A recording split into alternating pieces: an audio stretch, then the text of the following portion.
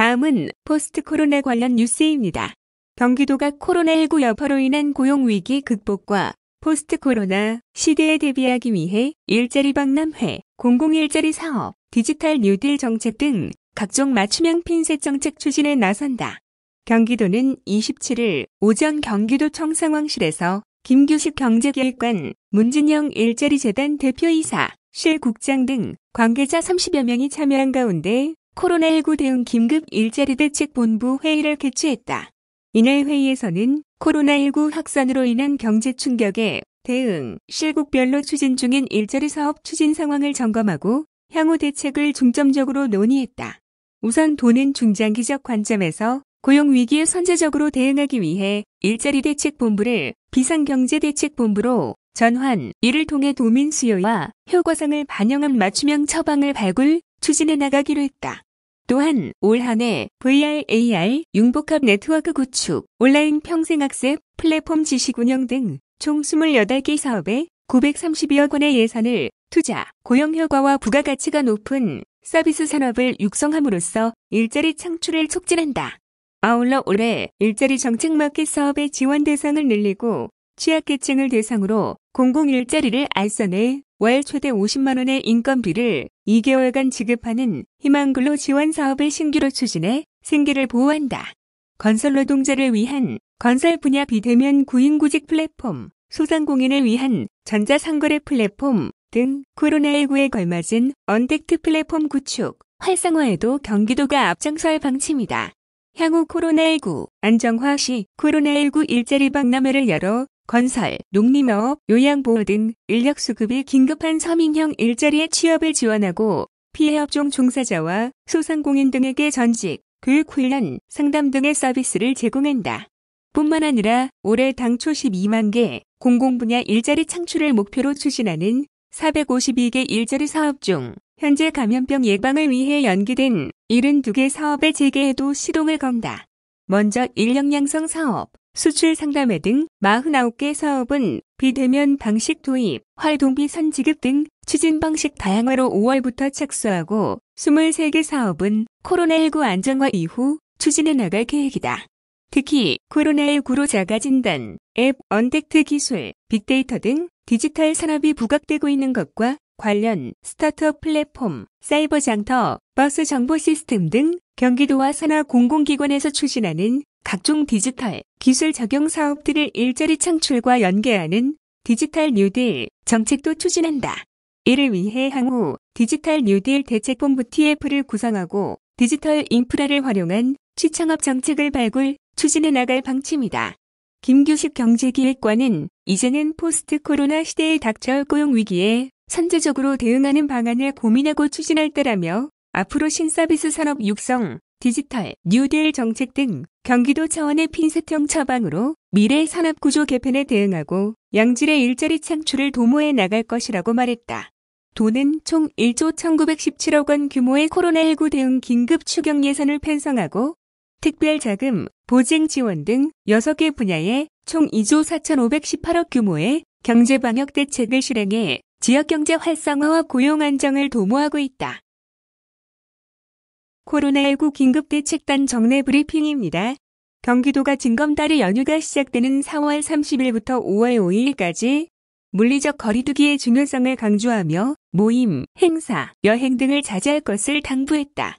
이희영 경기도 코로나19 긴급대책단 공동단장은 27일 정례 브리핑을 통해 4월 30일부터 5월 5일까지 이어지는 황금 연휴 기간의 물리적 거리두기의 실천 여부가 진정되어 가고 있는 코로나19 감염 양상을 뒤바꿀 수도 있다며 이같이 밝혔다.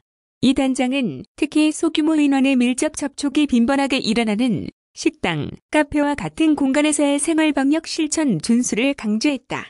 이용자는 식당, 카페 등에 머무르는 시간을 최소화하고 탁자 사이 간격을 1에서 2m 두고 앉거나 일행이 아닌 다른 사람들과 가급적 최대한 간격을 띄워 앉아야 한다. 식사 전후에는 반드시 손을 씻고 식사를 할 때 가급적 대화를 자제하면서 개인 접시를 활용하는 등 개인 위생을 철저히 준수해야 한다. 이 단장은 코로나 확진 추세가 진정세를 보이고 있어 물리적 거리두기가 조금씩 느슨해졌지만 이럴 때일수록 더욱 긴장을 늦춰서는 안 된다며 5월 5일까지 물리적 거리 두기가 계속 시행된다는 점을 유념하고 적극적인 동참을 부탁드린다고 말했다. 27일 0시 기준 경기도 확진자 수는 671명으로 전일 0시 대비 2명 증가했다. 인구 100만 명당 확진자, 발생 수는 49명으로 전국 17개 시도 중 6번째다. 경기도 확진자 중 472명은 퇴원했고 현재 185명이 병원 및 생활치료센터에서 격리 중이다. 4월 1일 이후 도내에 발생한 확진자 170명 중 37.1%에 해당하는 63명이 해외 입국자다.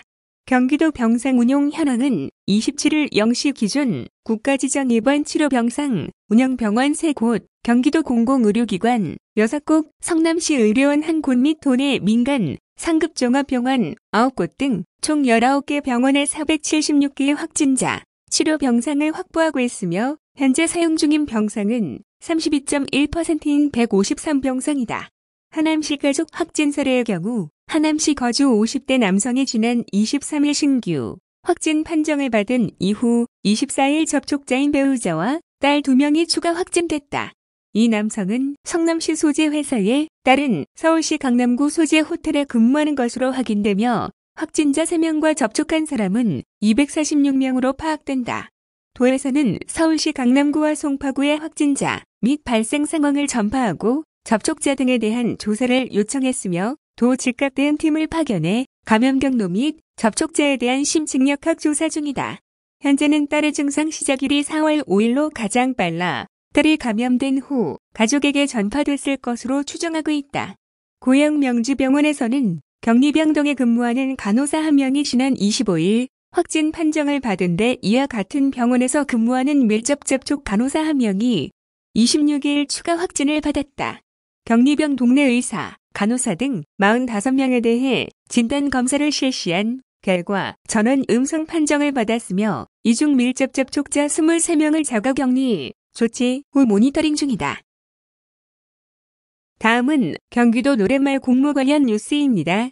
이재명 지사의 지시로 친일 잔재 청산을 위해 진행한 새로운 경기도 노랫말 공모전에 1,529개의 작품이 접수됐다. 도는 지난해 도민 참여 방식의 새로운 경기도 노래 제작을 위해 노랫말 공모전을 열고 접수된 총 223개의 작품을 심사했지만 선정작이 없어 올해 1월 17일부터 4월 16일까지 다시 노랫말 공모전을 열었다.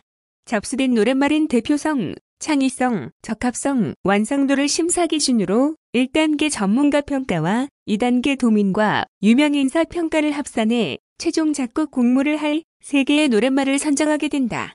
1단계 전문가 심사는 27일 진행되며 아모르파티 작곡자 윤일상 심사위원장, 합작력 5번 출구를 작사한 이건우, 노차사, 멤버이자 작사, 작곡가로 명망을 이어가고 있는 동아방송대 신지아, 교수, 사랑과 평화, 이관희, 이문세의 알 수 없는 인생을 작사한 김영하 등 10명이 심사위원으로 참여한다.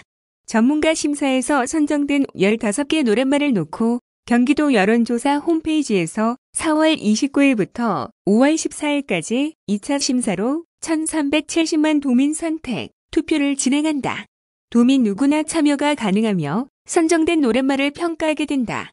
도는 도민 투표와 함께 유명 문인을 심사위원으로 위촉해 공모전의 위상과 권위를 높일 계획이다.